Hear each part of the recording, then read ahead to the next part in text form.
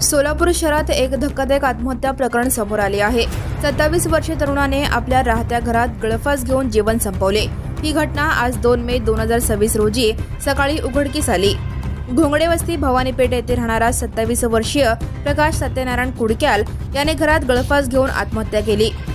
काल रात्री सर्व कुटुंबियांसोबत जेवण केल्यानंतर तो सर्वांशी बोलला, मात्र सकाळी उठल्यावर कुटुंबियांना तो घरात लटकलेला दिसला। घटनेची माहिती मिळताच जोडभाईपेठ पोलीस ठाण्याचे हवालदार दुधाळे हे घटनास्थळी दाखल झाले। मयत प्रकाश यांना तातडीने सोलापुरातील श्री छत्रपती शिवाजी महाराज सर्वोपचार रुग्णालयात हलवण्यात आले, मात्र उपचारापूर्वीच त्यांचा मृत्यू झाल्याचे डॉक्टरांनी सांगितले। प्रकाश यांनी आत्महत्या करण्यामागे नेमके कारण काय आहे याबाबत अद्याप अधिक माहिती समोर आलेली नाही। घटनेने कुटुंबियांवर दुःखाचा डोंगर कोसळला आहे। प्रकाश यांच्या पश्चात आई, वडील, 2 भाऊ असा परिवार आहे।